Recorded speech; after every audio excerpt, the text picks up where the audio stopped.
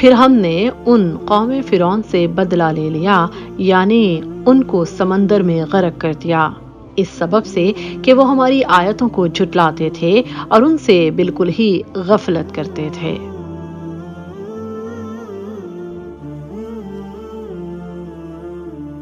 اس شخص نے کہا کہ عنقریب تم یاد کرو گے جو میں تم سے کہہ رہا ہوں، اور میں اپنا معاملہ اللہ کے سپرد کرتا ہوں، بے شک اللہ بندوں کو خوب دیکھنے والا ہے۔ فرعون کا دماغ ایک طرف چلنے لگا کہ کیوں نہ موسیٰ علیہ السلام کی ایسی تحقیر کی جائے کہ سب کی نظریں ان سے ہٹ جائیں۔ چنانچہ فرعون نے اپنی قوم سے کہا، سورہ زخرف میں ہے، بلکہ میں اس شخص سے بہتر ہوں وہ جو حقیر ہے اور قریب نہیں کہ وہ بات واضح کرے۔ اور دوسرے موقع پر فرعون موسیٰ علیہ السلام سے بڑی بڑی نشانیاں مانگنے لگا۔ اس بارے میں مزید سورہ زخرف میں ہے، یعنی پس اس پر سونے کے کنگن کیوں نہیں ڈالے گئے یا اس کے ہمراہ فرشتے مل کر کیوں نہیں آئے۔ اب فرعون نے موسیٰ علیہ السلام سے ایسی نشانیاں مانگی جو جادو کا اثر نہیں ہو سکتی تھیں۔ اب ان تمام باتوں سے فرعون نے اپنی قوم کی مت مار ڈالی، اور فرعون کی قوم ہدایت کی راہ سے بھٹک کر اس کی اطاعت کرنے لگی۔ فرعون نے مصر کے لوگوں کو بلا بلا کر یہ کہنا شروع کر دیا، جیسا کہ سورہ الذاریات میں ہے، میں تمہارا سب سے اونچا رب ہوں۔ فرعون کا کہنا تھا کہ میری اطاعت کرو، میری عبادت کرو، موسیٰ کے رب کی عبادت نہ کرنا۔ اس نے قوم سے کہا کہ تم جانتے ہو موسیٰ کے رب کے پاس کیا ہے، کتنے خزانوں اور قدرتوں کا مالک ہے۔ فرعون کی اس بد دماغی کا ذکر قرآن کریم کی ان آیات میں ہے، جیسا کہ سورہ زخرف میں ارشاد ہے۔ اور فرعون نے اپنی قوم میں منادی کی، اس نے کہا، اے میری قوم، کیا میرے پاس مصر کی بادشاہی نہیں ہے اور یہ نہریں میرے تحت نہیں چل رہی؟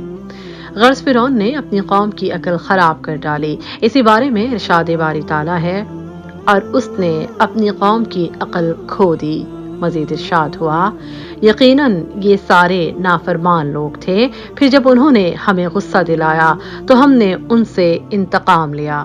اہل مصر میں سے صرف چند لوگ ایمان لائے، جن کی تعداد ایک قول کے مطابق صرف 3 ہے۔ ان میں فرعون کی بیوی، قوم فرعون کا وہ مومن جس کی تفصیل قرآن پاک میں بیان کی گئی، اور وہ شخص جو حضرت موسیٰ علیہ السلام کو فرعونیوں کے فیصلے سے آگاہ کرنے کے لیے شہر کے دوسرے کنارے سے بھاگا آیا تھا، اور اس نے کہا تھا، جیسا کہ سورہ القصص میں ہے، موسیٰ سردار تیرے قتل کا مشورہ کر رہے ہیں، پس تو یہاں سے چلا جا، مجھے اپنا خیر خواہ مان۔ ایک قول یہ بھی ہے کہ فرعون کی قوم سے بھی متعدد افراد ایمان لے آئے تھے، اور جادوگر تو سب کے سب مومن ہو چکے تھے، اور بنی اسرائیل کی پوری قوم بھی ایمان لانے والوں میں شامل تھی۔ اس بات کی وضاحت اس آیت مبارکہ سے ہوتی ہے۔ سورہ یونس میں ارشاد ہے، پس موسیٰ پر ان کی قوم میں سے صرف چند نوجوان ایمان لائے، وہ بھی فرعون سے اور اپنے حکام سے ڈرتے تھے کہ کہیں ان کو تکلیف نہ پہنچائیں۔ جب فرعون کی سرکشی حد سے بڑھ گئی تو اللہ تعالیٰ نے موسیٰ علیہ السلام اور ان کے بھائی کی طرف وحی کی کہ اپنی قوم کے افراد کی رہائش فرعون سے الگ کر لیں، تاکہ جوں ہی ہجرت کا حکم ملے سو ہجرت کے لیے تیار رہیں۔ پھر اس کے بعد اللہ تعالیٰ نے حضرت موسیٰ علیہ السلام کو حکم دیا کہ اس بات کا اعلان کر دیں کہ حضرت موسیٰ علیہ السلام کو جھوٹا کہنے اور بنی اسرائیل پر ظلم کی پاداش میں مصری اب خدا کے عذاب میں گرفتار ہوں گے، اور ان پر اللہ کی مار پڑے گی۔ چنانچہ ان پر طرح طرح کے عذاب آئے۔ یہ قوم ایسی ڈھیر تھی کہ عذاب کے ڈر سے فوراً توبہ کرتے اور کہتے کہ ہم موسیٰ اور ہارون کے رب پر ایمان لائے، ہم بنی اسرائیل کو اپنے ساتھ بھیجنے کے لیے تیار ہیں۔ مگر جیسے ہی یہ عذاب ٹلتا تو دوبارہ اسی طرح ظلم و تشدد کا سلسلہ پھر سے شروع ہو جاتا۔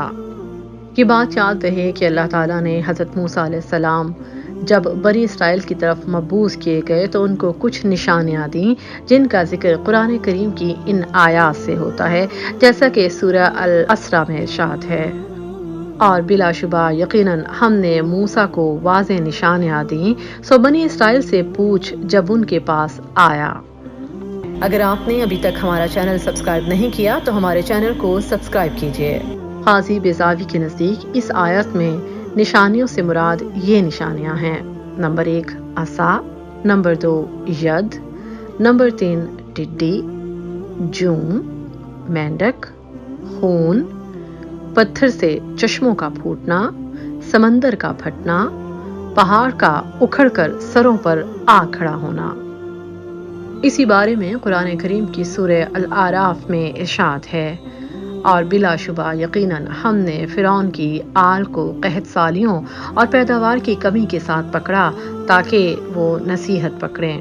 مزید سورہ القمر میں ارشاد ہے: اور بلا شبہ یقیناً فرعون کی آل کے پاس ڈرانے والے آئے، انہوں نے ہماری سب کی سب نشانیوں کو جھٹلا دیا تو ہم نے انہیں آ پکڑا۔ اب وقت آ گیا تھا کہ آپ علیہ السلام کو اللہ تعالیٰ نے حکم دیا کہ بنی اسرائیل کو لے کر باپ دادا کی سرزمین فلسطین روانہ ہوں۔ چنانچہ رب تعالیٰ نے حضرت موسیٰ علیہ السلام کو وحی کی، جیسا کہ سورہ طٰہٰ میں ارشاد ہے: اور بلا شبہ یقیناً ہم نے موسیٰ کی طرف وحی کی کہ میرے بندوں کو راتوں رات لے جا، پس ان کے لیے سمندر میں ایک خشک راستہ بنا، نہ تو پکڑے جانے سے خوف کھائے گا اور نہ ڈرے گا۔ اب یہ بات انتہائی قابل ذکر ہے کہ فلسطین یا ارض کنعان کی طرف بنی اسرائیل کا خروج ان آیات کے بعد تھا یا پہلے۔ اس بارے میں تورات کہتی ہے کہ فرعون نے بنی اسرائیل کو محض اس لیے حضرت موسیٰ علیہ السلام کے ساتھ جانے دیا تاکہ آئے دن آنے والے عذابوں سے نجات حاصل ہو۔ البتہ قرآن کریم اس نکتے کے بیان پر خاموش ہے، جبکہ مفسرین اور اہل کتاب کہتے ہیں کہ بنی اسرائیل نے فرعون سے اپنی ایک عید منانے کے لیے شہر سے باہر نکلنے کی اجازت مانگی۔ فرعون پسند نہ کرتا تھا، تاہم اس نے اجازت دے دی۔ چنانچہ بنی اسرائیل نے نکلنے کی تیاری کی تو یہ تیاری اصل میں مصر سے ہمیشہ کے لیے چلے جانے کے لیے تھی۔ بائبل میں یہ بات درج ہے کہ بنی اسرائیل نے اللہ کے حکم کے مطابق مصریوں سے سونے چاندی کے زیورات مانگے جو انہوں نے دے دیے، اور بنی اسرائیل فوراً شام کے ملک کی طرف روانہ ہو گئے۔ جب فرعون کو ان کے چلے جانے کی اطلاع ملی تو وہ انتہائی غضبناک ہوا اور فوج کے سرداروں کو حکم دیا کہ فوراً ان کا تعاقب کریں اور ان کو گرفتار کر کے سزائیں دلائیں۔ اسی بارے میں سورہ الشعراء میں ارشاد ہے: یعنی لہٰذا فرعون نے شہروں میں نقیب روانہ کیے اور کہا کہ یہ لوگ تھوڑی جماعت ہیں اور ہمیں غصہ دلا رہے ہیں اور ہم باساز و سامان ہیں۔ مفسرین فرماتے ہیں کہ جب فرعون بنی اسرائیل کے تعاقب میں روانہ ہوا تو ایک بہت بڑا لشکر اس کے ہمراہ تھا۔ کہتے ہیں کہ اس کی گھوڑ سوار فوج میں 1,00,000 سیاہ گھوڑے تھے اور اس کے لشکر کی تعداد 16 لاکھ سے زیادہ تھی، جبکہ ایک اور قول کے مطابق بنی اسرائیل میں بچوں کے علاوہ صرف جنگجو مردوں کی تعداد 6 لاکھ تھی۔ بہرحال فرعون اپنے لشکر سمیت بنی اسرائیل تک پہنچ گیا۔ اس وقت سورج طلوع ہو رہا تھا۔ اس بارے میں سورہ الشعراء میں ارشاد ہے: تو انہوں نے سورج نکلنے یعنی صبح کو ان کا تعاقب کیا۔ اب دونوں جماعتوں نے ایک دوسرے کو دیکھا اور پہچان لیا۔ ایسا معلوم ہوتا تھا کہ اب حملہ ہونے والا ہے۔ اس موقع پر بنی اسرائیل نے حضرت موسیٰ علیہ السلام سے کہا۔ سورہ الشعراء میں ارشاد ہے: جب دونوں جماعتیں آمنے سامنے ہوئیں تو موسیٰ کے ساتھی کہنے لگے کہ ہم تو پکڑ لیے گئے۔ ظاہری حالات کے مطابق بچنے کا کوئی امکان نہ تھا۔ سامنے سمندر تھا اور پیچھے فرعون کی فوجیں، دائیں بائیں اونچے اونچے پہاڑ تھے۔ جب انہوں نے انتہائی خوفزدہ ہو کر موسیٰ علیہ السلام سے شکایت کی تو آپ علیہ السلام نے فرمایا، سورہ الشعراء میں ہے: موسیٰ نے کہا، ہرگز نہیں، میرا پروردگار میرے ساتھ ہے، وہ مجھے رستہ بتائے گا۔ موسیٰ علیہ السلام اس وقت اپنی جماعت کے پچھلے حصے میں تھے، وہاں سے آگے آ گئے۔ ان پر اللہ کی طرف سے وحی ہوئی۔ آپ علیہ السلام نے فرمایا، مجھے یہیں سے گزرنے کا حکم ہے۔ مزید سورہ الشعراء میں ہے: اس وقت ہم نے موسیٰ کی طرف وحی بھیجی کہ اپنی لاٹھی سمندر پر مارو تو سمندر پھٹ گیا اور ہر ایک ٹکڑا یوں ہو گیا گویا پہاڑ ہیں۔ آپ علیہ السلام کے ساتھ آپ کے بھائی ہارون علیہ السلام اور حضرت یوشع بن نون علیہ السلام بھی تھے، جو اس وقت ایک اہم قائد اور عالم تھے۔ اور اس کے علاوہ قوم فرعون سے ایمان لانے والا مومن بھی ان کے ساتھ تھا۔ جیسے ہی موسیٰ علیہ السلام نے سمندر میں اپنی لاٹھی ماری، اس کے ساتھ ہی سمندر کا پانی دونوں جانب سے ہٹ کر پہاڑوں کی طرح کھڑا ہو گیا اور بیچ میں زمین جیسا خشکی کا رستہ نکل آیا۔ موسیٰ علیہ السلام کے حکم سے بنی اسرائیل نے اس راستے سے سمندر کو عبور کیا۔ اس بارے میں مزید سورہ الشعراء میں ہے، یعنی اور ہم دوسروں کو وہاں قریب لے آئے اور موسیٰ اور ان کے ساتھ والوں کو بچا لیا۔ فرعون نے اس راستے کو نگاہ بھر کے دیکھا کہ راستہ بالکل ہموار ہے، ذرا بھی دشوار نہیں، اور بنی اسرائیل بھی پہاڑ نما لہروں کے درمیان سلامت با کرامت گزر رہے ہیں اور انہیں پانی کوئی تکلیف نہیں دے رہا۔ چنانچہ یہ سب دیکھ کر فرعون بنی اسرائیل کو پکڑنے کے لیے اپنی فوجیں لے کر سمندر میں اتر گیا، لیکن جیسے ہی بنی اسرائیل کا آخری فرد بھی دریا پار ہو گیا اور اس وقت سب فرعونی بیچ سمندر میں تھے کہ اچانک پانی کی لہریں آپس میں مل گئیں اور سمندر پہلے سمندر جیسا ہو گیا، جس سے سب فرعونی غرق ہو گئے، کوئی ایک بھی نہ بچا۔ اس بارے میں قرآن کریم کی سورہ الشعراء میں ارشاد ہے، یعنی تاہم دوسروں کو ڈبو دیا، بے شک اس قصے میں نشانی ہے، لیکن یہ اکثر ایمان والے نہیں، اور تمہارا پروردگار تو غالب اور مہربان ہے۔ جب سب فرعونی غرق ہو رہے تھے، انہی کے ساتھ فرعون بھی پانی میں زبردست غوطے کھانے لگا، موت کو سر پر ناشتہ دے کر بے اختیار کہہ اٹھا۔ سورہ یونس میں ہے، تو اس نے کہا میں ایمان لے آیا کہ بے شک حق یہ ہے کہ اس کے سوا کوئی معبود نہیں، جس پر بنی اسرائیل ایمان لائے ہیں، اور میں فرما برداروں سے ہوں۔ حضرت عبداللہ ابن عباس رضی اللہ تعالیٰ عنہ سے روایت ہے کہ رسول اللہ صلی اللہ علیہ وآلہ وسلم نے ارشاد فرمایا، جب فرعون نے کہا کہ میں ایمان لاتا ہوں کہ اس اللہ کے سوا کوئی معبود نہیں جس پر بنی اسرائیل ایمان لائے ہیں، اس وقت کے بارے میں جبرائیل علیہ السلام نے مجھے فرمایا کہ محمد صلی اللہ علیہ وآلہ وسلم، کاش آپ دیکھتے جب میں نے سمندر کی کیچڑ فرعون کے منہ میں ٹھونس دی تھی، اس ڈر سے کہ کہیں اس پر اللہ کی رحمت نہ ہو جائے۔ اس بارے میں رب تعالیٰ فرماتے ہیں، سورہ نساء میں ارشاد ہے، اور توبہ ان لوگوں کی نہیں جو برے کام کیے جاتے ہیں، یہاں تک کہ جب ان میں سے کسی کے پاس موت آ جاتی ہے تو وہ کہتا ہے بے شک میں نے اب توبہ کر لی۔ اس بارے میں اللہ تعالیٰ نے سورہ یونس میں ارشاد فرمایا ہے، کیا اب ایمان لاتا ہے تو پہلے سرکشی کرتا رہا اور مفسدوں میں شامل رہا۔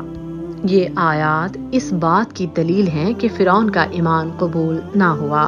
اللہ تعالیٰ کافروں کے بارے میں مزید سورہ الانعام میں فرماتے ہیں، بلکہ جس چیز کو اس سے قبل دبایا کرتے تھے وہ ان کے سامنے آ گئی ہے، اور اگر یہ لوگ پھر واپس بھیج دیے جائیں تب بھی یہ وہی کام کریں گے جس سے ان کو منع کیا گیا تھا، اور یقیناً یہ بالکل جھوٹے ہیں۔ اللہ نے اس مغرور انسان کی لاش کو قیامت تک آنے والی نسلوں کے لیے عبرت بنا دیا، تاکہ آئندہ بھی کوئی بھی شخص اگر خدائی کا دعویٰ کرے تو وہ اپنا انجام بغور ملاحظہ کر سکے۔ اس بارے میں اللہ تعالیٰ سورہ یونس میں فرماتے ہیں، سو آج ہم صرف تیری لاش کو نجات دیں گے تاکہ تو ان کے لیے نشان عبرت ہو جو تیرے بعد ہیں۔ فرعون اور اس کی افواج کی تباہی کا واقعہ عاشورہ کے دن یعنی محرم کی 10 تاریخ کو پیش آیا۔ فرعون اور اس کی قوم کی غرقابی کے بعد اللہ تعالیٰ نے حضرت موسیٰ علیہ السلام اور آپ کی قوم کو بے شمار نعمتوں خصوصاً غلامی سے نجات اور امن کی نعمت سے سرفراز کیا۔ اس بارے میں ارشاد باری تعالیٰ ہے، سورہ الشعراء میں ہے، اسی طرح ہوا ہم نے ان چیزوں کا وارث بنی اسرائیل کو بنا دیا۔ مزید سورہ القصص میں ارشاد ہے، پھر ہم نے چاہا کہ ہم ان پر کرم فرمائیں جنہیں زمین میں بے حد کمزور کر دیا گیا تھا، اور ہم انہی کو پیشوا اور زمین کا وارث بنائیں۔ کرسمس اور نئے سال کے موقع کی مناسبت سے حضرت عیسیٰ علیہ السلام کی کہانی بہت جلد ہمارے یوٹیوب چینل پر نشر کی جائے گی۔ شکریہ۔